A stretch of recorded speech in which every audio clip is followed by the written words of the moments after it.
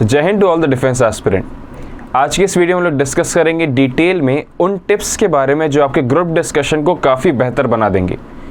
और group discussion ही क्यों? Because अगर आप एसएसबी के टोटल एक्सपीरियंस की बात करें तो वहाँ पे आपको total of 4 group discussion perform करने होते हैं। पहला ग्रुप डिस्कशन जब आप पीपीडीटी की प्रैक्टिस करेंगे स्क्रीनिंग के टाइम पे, तो आपके स्क्रीनिंग होने के लिए आपका ग्रुप डिस्कशन की परफॉर्मेंस का काफ़ी ज़्यादा रोल रहेगा। फिर अगर हम बात करें जीटीओ के टास्क की, तो जीटीओ का टास्क का पहला टास्क है, that is first task of group GTO. वो पहला टास्क है आपका ग्रुप डिस्कशन का। There also you will have to perform total of 2 group discussion. से पहले डिस्कशन के लिए आपको 2 टॉपिक दिए जाते हैं, इसमें आपको डिस्कस करके एक टॉपिक पे आना होता है। एंड सेकेंड डिस्कशन के लिए आपको जीटीओ एक टॉपिक देगा जिसपे आपको खुद से डिस्कशन परफॉर्म करना है। और चौथा डिस्कशन आपका होगा second task of GTO, that is group planning exercise, जहां पे आप सब लोग मिलके पहले इंडिविजुअल प्लानिंग करते हैं, उसको नोट डाउन करते हैं। Then after submission of that sheet आपका एक ग्रुप डिस्कशन परफॉर्म किया जाता है। So today I will be telling you about 8 tips जिनको आपको ध्यान में रखना है ताकि आपको ग्रुप डिस्कशन की परफॉर्मेंस, कोई भी ग्रुप डिस्कशन हो, कहीं पे भी हो, किसी भी लेवल पे हो, वो परफॉर्मेंस आपका बाकी उससे थोड़ा बेहतर हो सके और आपकी आज की परफॉर्मेंस से कल की परफॉर्मेंस आपकी थोड़ी इंप्रूवमेंट होगी अगर आप खुद से ही इस टिप्स को आजमाना शुरू करेंगे तो। So if we talk about tip number 1, सबसे बेसिक टिप ये है कि have some knowledge on the given topic. Topic को आप 3 कैटेगरी में डिवाइड कर लें। The first category will be general topic, second type of topics are controversial topic और third level of topic are current affairs topic. In general topic में वो topics आते हैं सबके इंटरनेशनल रिलेशन हो गए। इंटरनेशनल रिलेशन में इंडो यूएस आ गया, Indo China, Indo Pakistan, Indo Russia, these are the highlighted relation जो अक्सर आते रहते हैं। उसके बाद आप करंट अफेयर्स से इसको लिंक करें तो इंडो रशिया या रशिया यूक्रेन वॉर, इस टाइप के टॉपिक आपके लिए कुछ खास इंपॉर्टेंट है। प्लस अगर कंट्रोवर्शियल टॉपिक की बात करें तो आपके रिजर्वेशन और गर्ल एजुकेशन, सोसाइटी के social reform, social economic background, this kind of topics are usually come in the group discussion part. So अगर आपके umbrella topics as I call them, मतलब कि जनरल टॉपिक्स अगर आपके प्रिपेयर्ड हैं तो आप किसी भी कंटेंट के बारे में कुछ ना कुछ आप डेफिनेटली बोल पाएंगे। ऑलवेज कीप इन माइंड कि आपको थोरो स्टडी नहीं करनी है, आपको वहाँ पे जाके कोई आंसर राइटिंग नहीं करनी है। That is so that doesn't require a detailed information, सिर्फ एक रफ इन्फॉर्मेशन आपके पास होनी चाहिए ताकि आप वहाँ पे कुछ बातें इंपॉर्टेंट बोल पाओ। The thing that you have to keep in mind that it is not a test of your knowledge, it is a test कि आप वाइज प्रेजेंटेशन कर पाते हैं कि नहीं ऑलरेडी एग्जिस्टिंग नॉलेज का। अगर एक इंसान है वो सिर्फ और सिर्फ फैक्ट्स को प्रोड्यूस कर रहा है और उसके बोलने का तरीका अच्छा नहीं है, और दूसरा इंसान है जो फैक्ट्स कम दे रहा है बट स्टिल उसके बोलने का तरीका काफ़ी बेहतर है, वो ऑफिसर लाइक है, तो ऑफकोर्स सेकंड कैंडिडेट को वैल्यू ज़्यादा मिलेगी, मार्क्स ज़्यादा मिलेंगे और उसके रिकमेंडेशन के चांसेस भी ज़्यादा होंगे। आई एम नॉट सेइंग कि इन्फॉर्मेशन ज़रूरी नहीं है, बट इन्फॉर्मेशन ज़्यादा होने से अगर आप उसको एक्सप्रेस ही ना कर पाओ तो एक्चुअल में आपके लिए नुकसानदायक ज़्यादा हो जाएगा। Then we have to talk about the tip number 2, it is about initiation. Initiation is not just about speaking first. ये first वो participation है जहाँ पे आप एक logical content के साथ बोलना शुरू करेंगे। अगर आप डिस्कशन को शुरुआत करते हैं तो डेफिनेटली आपके पास अटेंशन ज़्यादा रहेगा, बट ये बैकफायर भी कर सकता है अगर आपने बात को सही से प्रेजेंट नहीं किया तो। सो बेस्ट तरीका जो होता है किसी डिस्कशन को स्टार्ट करने का जहाँ पे जीटीओ को और आपकी ग्रुप मेंबर के ऊपर भी आप अपना इंप्रेशन अच्छा कर सकते हैं, वो ये है कि आप किसी श्लोक से या किसी कोट से या किसी फेमस सेइंग से आप शुरुआत करें। ऐसा करने से लोगों का इम्पैक्ट बाकी सबकी परफॉर्मेंस थोड़ी अलग होगी और आपका इम्पैक्ट लोगों के ऊपर थोड़ा ज़्यादा बेहतर रहेगा। और आगे जाकर जब आप पार्टिसिपेट करेंगे तो आपके बोलने पे लोग आपको वैल्यू देना शुरू करेंगे और अपने आप आपके बोलने पे बाकी लोग शांत होना शुरू कर देंगे। सो अक्सर जो आपको प्रॉब्लम आती है कि मेरे बोलने पे कोई मेरी बात सुनता नहीं है ग्रुप डिस्कशन में, आपके लिए एग्जाम्पल ये है कि आप जब भी शुरुआत करो कुछ कोट्स आप, बेसिक कोट्स आप रट लेंगे, इस टॉपिक से अगर रिलेटेड आया तो हम इस कोट को यूज़ कर सकते हैं। इंटरनेशनल रिलेशन से आ रहा तो पूरे टॉपिक्स के लिए आप एक कोट भी बना लेंगे तो भी आपको टॉपिक रिपीट नहीं होगा। So that you can do. और ये सेम कोट्स आपने प्रिपेयर किया आगे जाके आपके लेक्चरेट में भी आपके लिए काफ़ी हेल्पफुल रहेगा। Then if we talk about tip number 3, be careful on how you speak. Repeatedly काफ़ी वीडियोस में, काफ़ी लाइव क्लासेस में मैंने इस बात पे काफ़ी स्ट्रेस दिया है कि if we talk about power of expression, according to an American study it has been shown कि आपको जो पावर ऑफ एक्सप्रेशन है उसमें कम्युनिकेशन पार्ट में what you speak matters only 7% in any communication, while how you speak matters 93%, जिसमें से 38% आपकी voice quality है and 55% is a body language. Voice quality मतलब आपकी फ्लुएंसी, आपकी एनर्जी, आपका enthusiasm, your pitch of voice and tremble, register and various other thing. उसके लिए आपको खुद को रिकॉर्ड करना है या फिर आप किसी यूट्यूब से वॉइस कोच को आप हायर कर सकते हैं। Not just for the SSB but आपकी रियल लाइफ में भी और हर जगह पे आपकी वॉइस क्वालिटी अगर आपकी बेहतर है, आप खुद को बेहतर तरीके से प्रेजेंट कर पा रहे हो तो ऑफकोर्स आपकी लाइफ और ईजी हो जाएगी और इम्पैक्टफुल रह जाएगी। एंड अगर आप बात करें किसी को अगर आपको डिफर करना है तो हमेशा स्पीकिंग के टाइम पे आपको थोड़ा सा ग्रेसफुलनेस शो करनी है।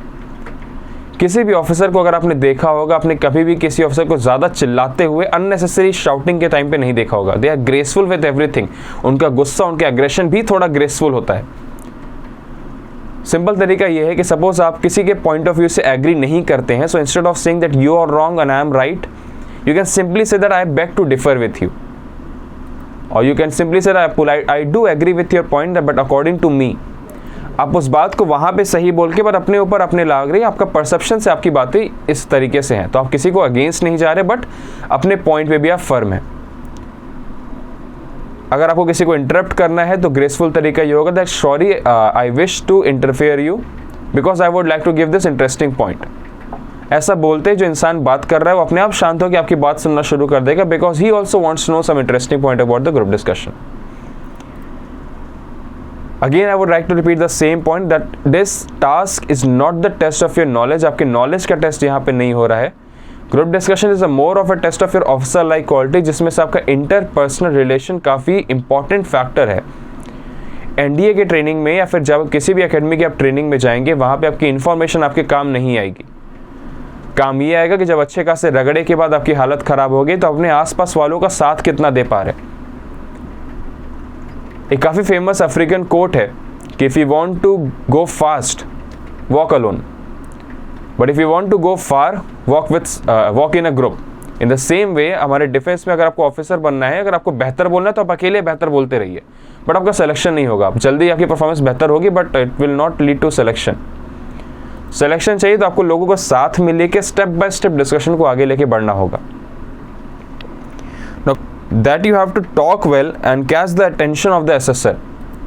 Now यहाँ पे catch the attention of the assessor को आप नेगेटिव मोड में मत लेके जाएं। यहाँ पे आपको हमेशा हर बात बोलने के बाद असेसर की तरफ देखना नहीं है कि क्या वो मुझको नोटिस कर रहा है या नहीं।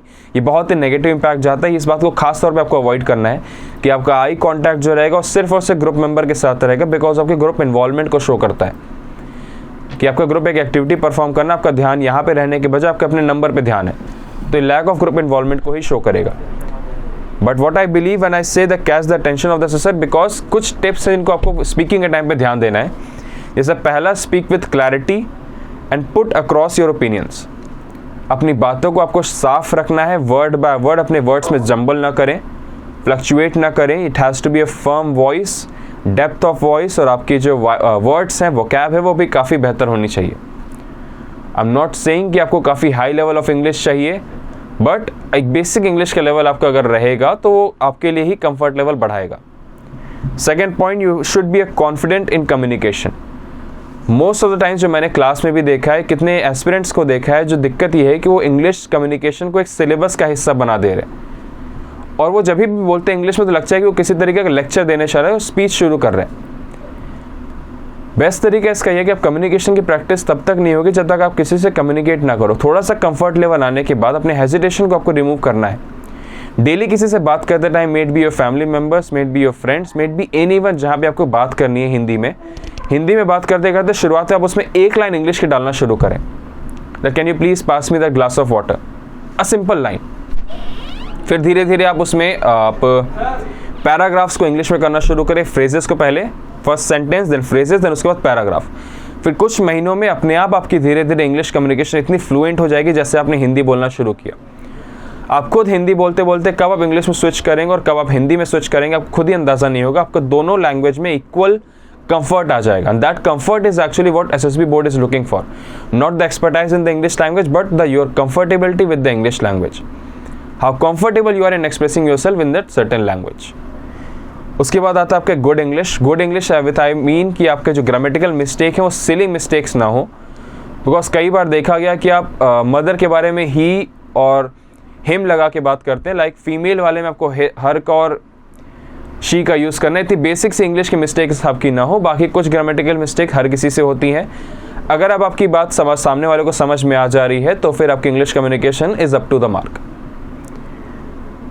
Speak comfortably, as I have told you, speak comfortably. One more important thing, although group discussion में I would not suggest you, but अगर आप कहीं पे भी और इंग्लिश कम्युनिकेशन में बात कर रहे हैं, so the best way to say is with a pause, because with a little bit of silence is never bad. अगर आप किसी से बात करते टाइम थोड़ा सा पॉज बीच में लेते हैं और आपकी वॉइस थोड़ी सी हैवी है, खासतौर पे it is so specially for the male candidates, अगर आपकी वॉइस थोड़ी हैवी है और आप बीच में से थोड़ा पॉज लेके बातें करते हैं नॉर्मल कम्युनिकेशन में, तो आपका इफेक्टिवनेस ज़्यादा माना जाएगा बाकी कैंडिडेट्स के कंपैरिजन में।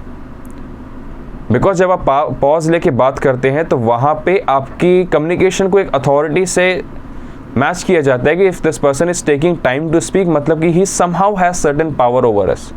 ये subconscious affected is a psychological effect, तो आप चाहो तो इसको भी कम्युनिकेशन में यूज़ कर सकते हैं। बट जीडी में बहुत ज़्यादा पॉज लेने पे लोग आपको इंटरप्ट कर देंगे, तो वहाँ पे it is not that suggestable. But if you are speaking in lecturette और इंटरव्यू और any way that you are communicating on one on one basis, और अगर आपकी ग्रुप डिस्कशन थोड़ा शांत है और लोग आपको मौके दे रहे बोलने के, तो वहाँ पे भी खास तौर पे takes little bit of half a second और a second pause between commas and the full stop, ताकि पता चले कि आपने कहाँ कॉमा लगाया और कहाँ पे फुल स्टॉप लिया है, because that is very important.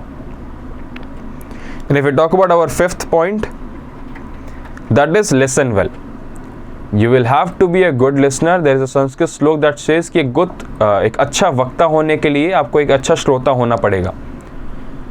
अगर आपके पास कंटेंट नहीं, और ऐसा मेजरली मेरे केसेस में होता था व्हेन आई गॉट रिकमेंडेशन, तो उस टाइम में मेरी जनरल नॉलेज उतनी अच्छी नहीं थी as compared to other of my group members. So what I used to do was कि मैं जीडी में शुरुआत डेफिनेटली एक कोट से करता था, and then I used to sit silently for 1.5 minute and I used to listen to people. अगर आपके सामने 4-5 लोग सेम टॉपिक पे अलग अलग कंटेंट प्रोवाइड कर रहे हैं, तो अगर आपके पास थोड़ा सा भी कॉमन सेंस है और थोड़ा सा ऑर्गेनाइजिंग एबिलिटी आपकी बेहतर है, तो आप उन्हीं के कंटेंट में से पॉइंट्स लेके अपने खुद के पॉइंट को बना के प्रेजेंट कर सकते हैं। ना आपके पास कभी कंटेंट की कमी होगी और ना ही आपका पॉइंट कभी रिपीट होगा अगर आपने इस स्किल को सीख लिया। सुनते टाइम अक्सर ऐसा हुआ है कि लोग डिस्कशन के टाइम पे एक्टिव होते हैं, आगे आते हैं, लोगों को देख के बात करते हैं, फिर जब वो चुप होते हैं तो पीछे होके लेट बैक होकर नीचे देख के अपने पॉइंट्स को याद करना शुरू करते हैं। ऐसा कभी ना करिएगा। आपके सामने आपके ग्रुप में जो भी कम्युनिकेट कर रहा है, try to maintain proper eye contact with that group member, keep nodding your head, ताकि ये समझ में आए कि आप उसकी बात प्रॉपरली सुन रहे हैं। बिकॉज जीटीओ आप वहाँ पे सर्कल में बैठे हैं मेजरली, तो जीटीओ आपके पीछे बैठा होगा या फिर साइड में बैठा होगा। अगर आपका हेड हल्का नॉड हो रहा है, this will show that you are a good listener as well. आपका ग्रुप में इन्वॉल्वमेंट ज़्यादा है। Then we talk about sixth point, body language. As I've already told you, more than 50%, that is 55% of your communication depends on your body language. Body language सबसे पहली सी बात आपको ये करनी है कि your feet still will be at shoulder level width apart, your hands will be resting on your lap, और आपकी spine straight होगी। बहुत unnecessary हाथ को सीधा करने की ज़रूरत नहीं है। You have to, hands has to be relaxed, your body has to be relaxed, but you need to be attentive. Unnecessary hand gesture करने से ये शो होगा कि आपको पास कहीं ना कहीं कम्युनिकेशन की कंफर्ट लेवल की और कॉन्फिडेंस की कमी है। But if you want to emphasize on any certain word, तो थोड़े बहुत हैंड जेस्चर्स अलाउड हैं, like we should come together, we all should move forward, this is India, Pakistan, थोड़े बहुत हैंड जेस्चर आपके अलाउड है। बट अननेसेसरी ज़्यादा hand gesture करने से और अपने दायरे के बाहर जाने से, मतलब किसी अगल बगल वाले के सामने अगर आपने हाथ कर दिया तो थोड़ा नेगेटिव में काउंट होगा। So try to use minimum hand gesture. अगर आप बहुत कंफर्टेबल हैं then well and good. Pointing finger और किसी को बोलने से रोकने को तो आपको खास तौर पे अवॉइड करना है। This is strictly prohibited zone of your body language. If we talk about the seventh point, do not deviate from the topic, and it is not only for you, it is also for your group members. अगर आपको लगता है कि group discussion topic से बहुत बाहर जा रहा है, then you can politely ask them that gentlemen, I think we are deviating from the topic. Our topic is this, so we should come back to our main topic. ऐसा करने से आप एक ग्रुप को ओरिएंटर की भूमिका में आ पाएंगे, जहाँ पे आपने बताया है कि डिस्कशन को नेक्स्ट स्टेप में किधर लेके जाना है और आप प्रॉपरली उसको एक दायरे के अंदर सीमित रख रहे हैं जहाँ तक आपको डिस्कशन करना है। Eighth point, last point is summarizing. Summarizing से आपका ग्रुप में अटेंशन कितना है ये पता चलेगा, आपका एक ग्रुप बिल्डिंग रोल स्टैब्लिश होगा। प्लस खास तौर पे समराइजिंग आपका फ़ायदेमंद होता है जब आपके किसी ग्रुप डिस्कशन में आपको कंक्लूजन पे आना है। खास तौर पे ग्रुप डिस्कशन आपके ऐसे दो हैं जहाँ पे आपको PPDT, that is screening part, where all of you will have to discuss and come to one single common story। तो वहाँ पे समराइजिंग पावर अगर आपकी अच्छी है, आप लोगों के पॉइंट्स को लेके मिला के एक कॉमन पॉइंट बना पाते हैं, तो फिर आपका वहाँ पे स्किल काफ़ी यूजफुल होगी। प्लस जब आप लास्ट ग्रुप डिस्कशन परफॉर्म करेंगे, आपको group planning exercise, there also various people will be speaking their own plan, but all of you will have to discuss and come to one single common plan. तो वहाँ पे अगर आपकी summarising ability अच्छी है, अगर आप चीज़ों को समराइज कर पाते हैं, तो वो आपके लिए काफ़ी फ्रूटफुल रहेगा, प्लस आपके ग्रुप का भी काफ़ी फ़ायदा रहेगा। और GTO के नज़र में डेफिनेटली आपका जो रोल है वो ग्रुप बिल्डर का आएगा, कि आप एक ग्रुप को साथ लेके आगे बढ़ने की क्वालिटीज़ को रखते हैं। आपका फैक्टर 2 और फैक्टर 3 स्ट्रॉन्ग माना जाएगा ऑफिसर लाइक क्वालिटीज़ का। So these are the 8 tips that you should keep in mind during the discussion part. There are also some 10 don'ts जो आपको अवॉइड करने हैं। These are the special tips or the additional tips that I am giving to all. पहला जो major गलती ये होती है कि लोग आई कॉन्टैक्ट मेंटेन नहीं करते हैं, ऑलवेज मेंटेन आई कॉन्टैक्ट। दूसरी गलती that you have to avoid, aggressive body posture, हाथ को पैर पे पटकना, तेज वॉइस करना, अननेसेसरी अटेंशन को ग्रैब करना, this is also what you should avoid.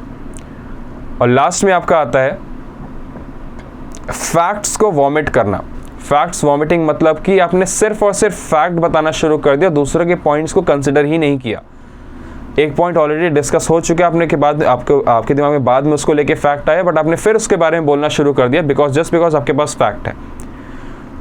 आप चीज़ों को एनालाइज नहीं कर रहे, आप खुद का कोई पॉइंट ऑफ व्यू आगे नहीं रख रहे हैं, तो वहाँ पे भी आपके लिए थोड़ा नेगेटिव पॉइंट जा सकता है, भले ही आपने बहुत अच्छे फैक्ट प्रोवाइड किए हों। एज एन आर्मी ऑफिसर जिस पोस्ट के लिए आप वहाँ पे जा रहे हैं, स्पेशली वहाँ पे they are not looking for data collector. वो एक डेटा कलेक्टर को वहाँ पे नहीं ढूंढ रहे हैं कि आप कहाँ से डेटा कलेक्ट करके इंडियन आर्म्ड फोर्सेस को दे पाओ। What they are looking for कि जो डेटा आपके पास अवेलेबल रहेगा और जो इन्फॉर्मेशन आपको दी जाएगी, क्या आप उसको प्रॉपरली एनालाइज करके समझ के दूसरों को समझा सकते हैं या नहीं। That's all they are looking for. So with this I would like to conclude this video of today, but हाँ, one final tip that I would like to give you simply, if you're preparing for a defense job and if you're preparing for the armed forces for an officer, start behaving like one, start thinking like an officer, start dressing like an officer. It will definitely increase your confidence level, your personality and overall development. So best of luck for your future. Jai Hind.